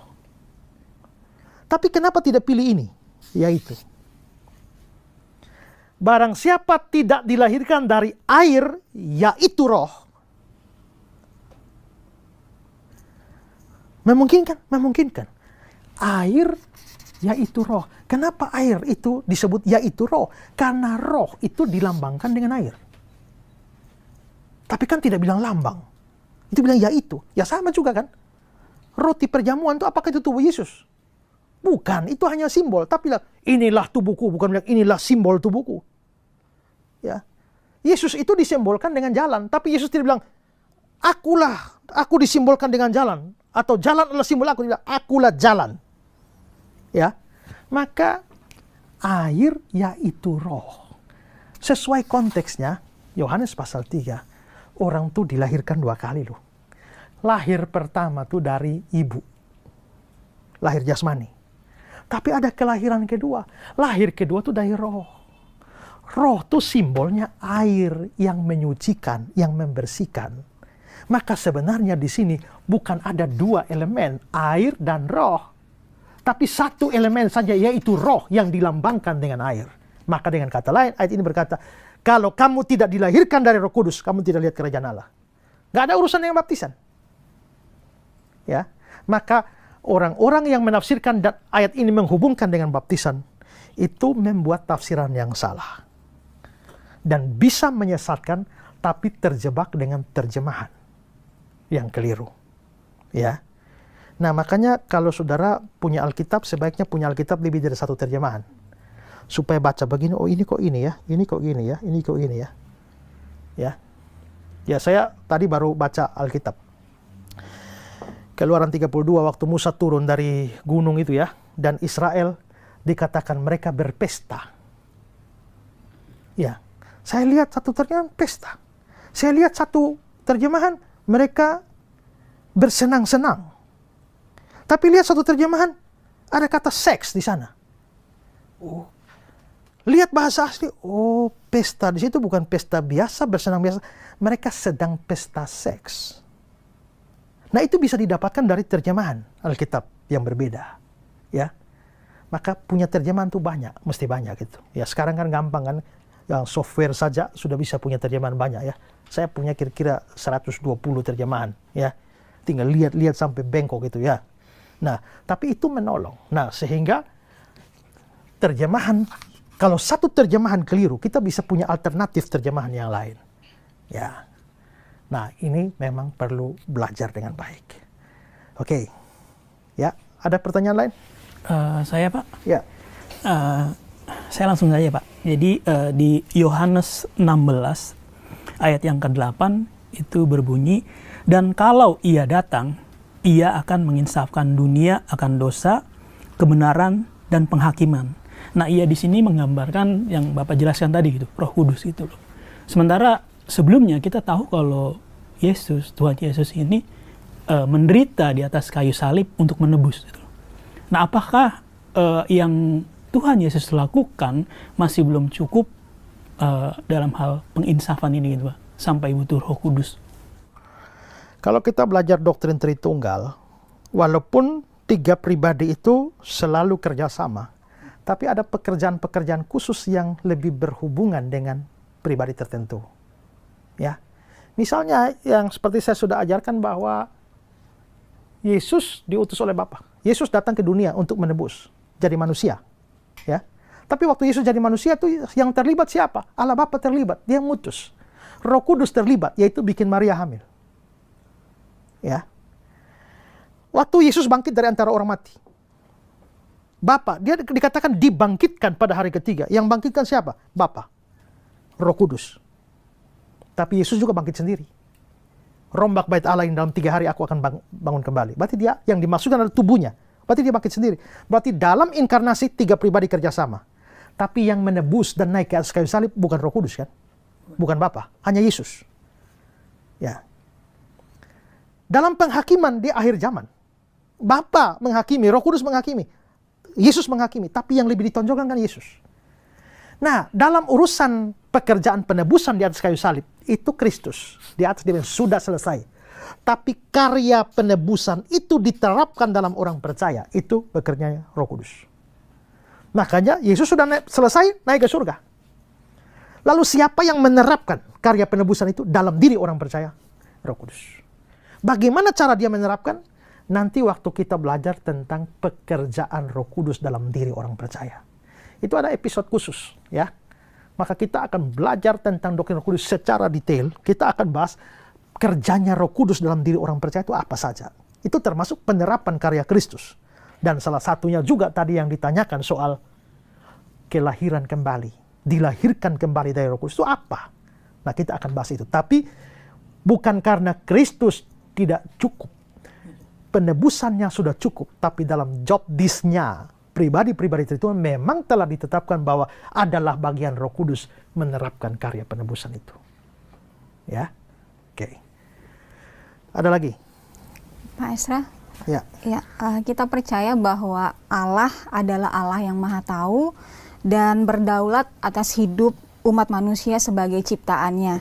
Nah, apakah dapat dikatakan bahwa Allah turut andil dalam perbuatan dosa manusia, kemudian merancangkan skenario keselamatan melalui Yesus, dan Roh Kudus menjamin keselamatan itu bagi manusia berdosa yang menjadi percaya? Itu pertanyaan yang paling tidak senang saya jawab. Kenapa? Sukar dan berbahaya. Karena kalau tidak dipahami dengan baik, saudara bisa salah tangkap. Ya, karena ini berkaitan dengan satu doktrin besar yang namanya providence of God, bahwa Allah menetapkan segala sesuatu. Di dunia ini yang disebut kebetulan itu tidak pernah ada. Kebetulan itu bahasa manusia. Kebetulan hari ini kita dua bertemu. Nggak ada kebetulan itu. Hal kecil pun semua diatur oleh Allah. Mengapa Tuhan atur sampai kecil-kecil? Karena banyak peristiwa besar terjadi karena hal kecil. Ya. Satu hari ada orang dari luar negeri kirim duit buat saya. Tapi dia kirim lewat Western Union.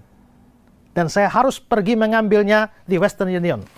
Nah, saya ngecek bank-bank yang bisa melayani di Western Union. Oh, ada BNI, ada bank apa lagi, BRI, lalu ada bank Maybank. Saya lalu harus memilih dong. Pilih. Nah, saya lalu sudah bawa kendaraan, jalan ke BNI. Ya. Tahu-tahu ada telepon dari papa saya minta jemput. Papa saya ada sekitar sini. Saya pikir daripada saya ke sini, mending saya jemput papa saya, baru ke Maybank.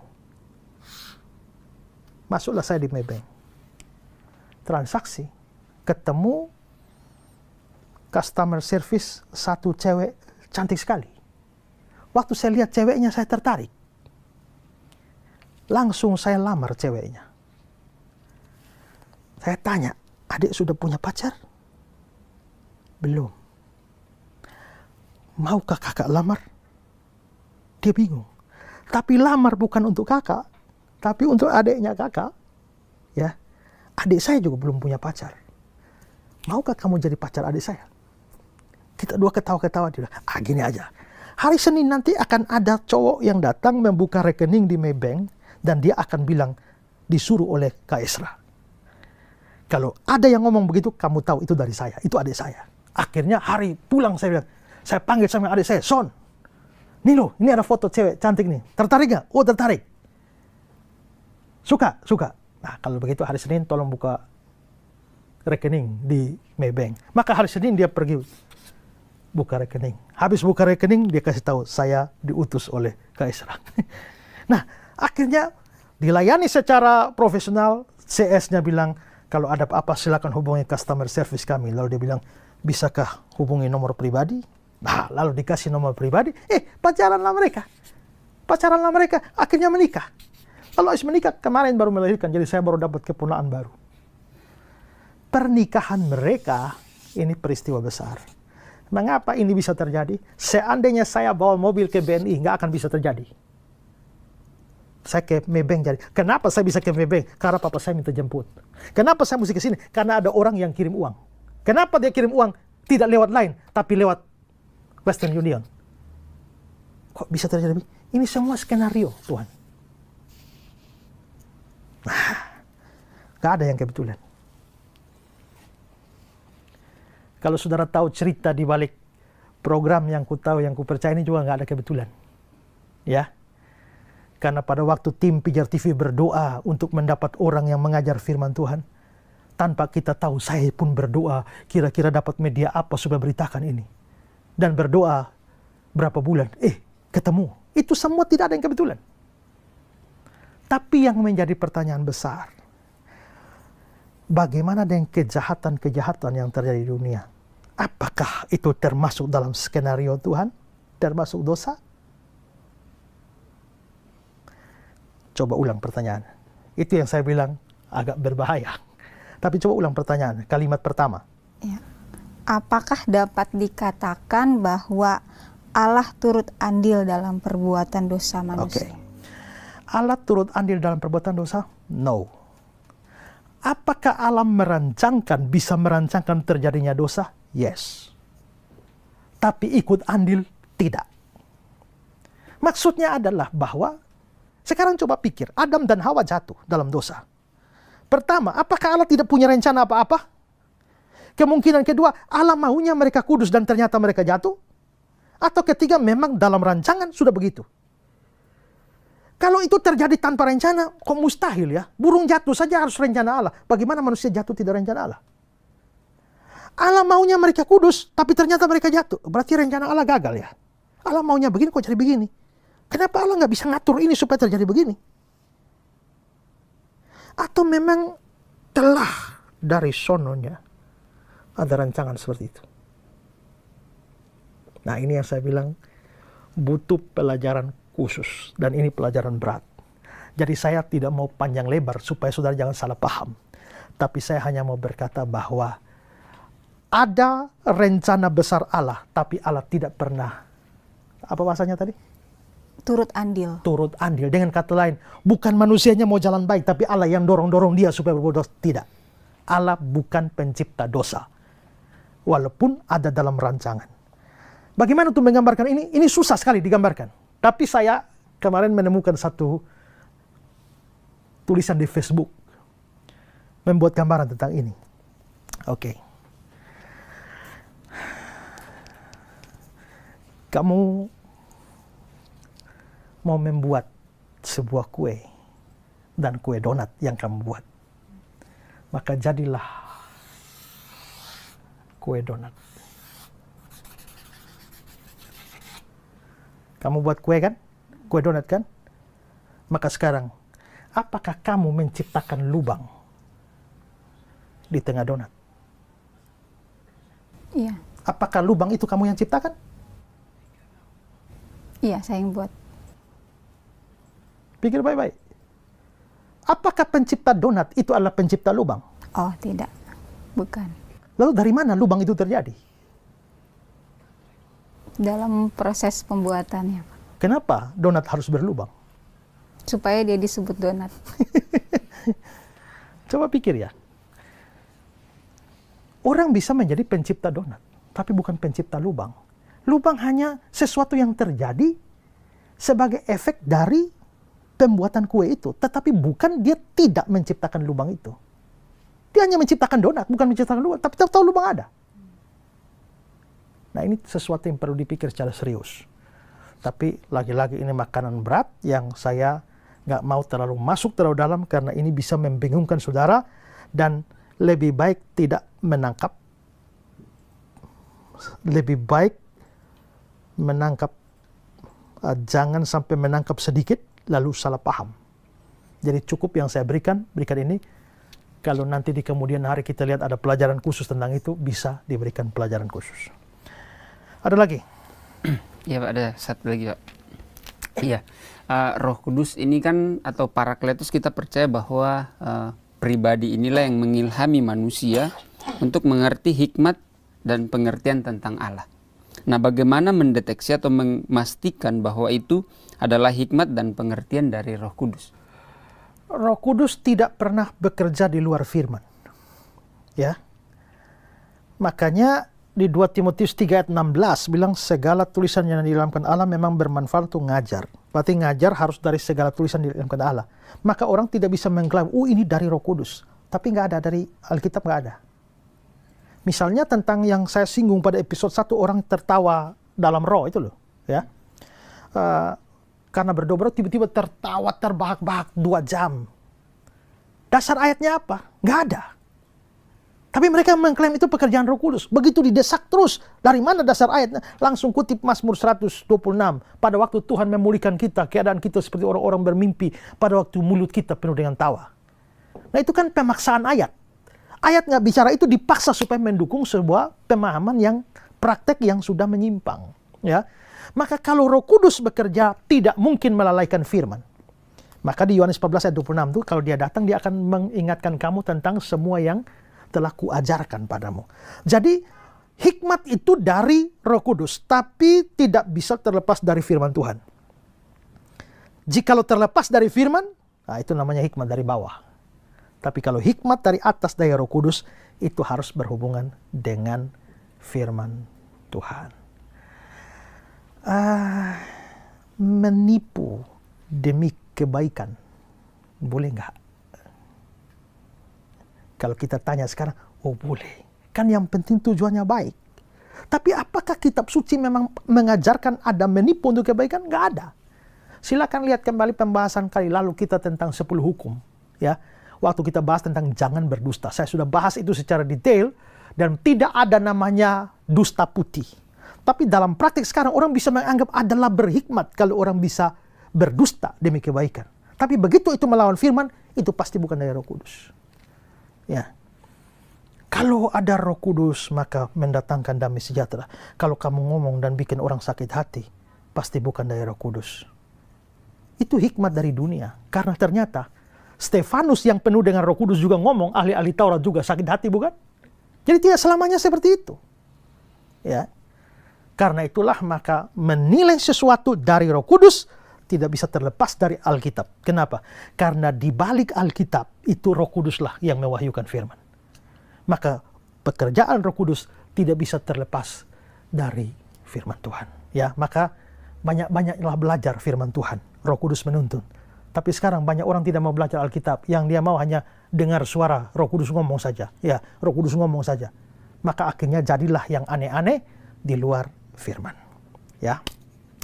Oke, baik pemirsa sekalian, sekali lagi apabila saudara juga punya pertanyaan, silakan ajukan pertanyaan saudara ke nomor-nomor yang ada di layar kaca Anda. Dan program Ku Tahu Yang Ku Percaya kali ini diproduksi dari Kota Jakarta, dan kami semua yang ada di sini telah mengikuti protokol kesehatan dengan baik. Dan juga program ini dapat terselenggara karena dukungan doa dan dukungan dana dari saudara-saudara sekalian.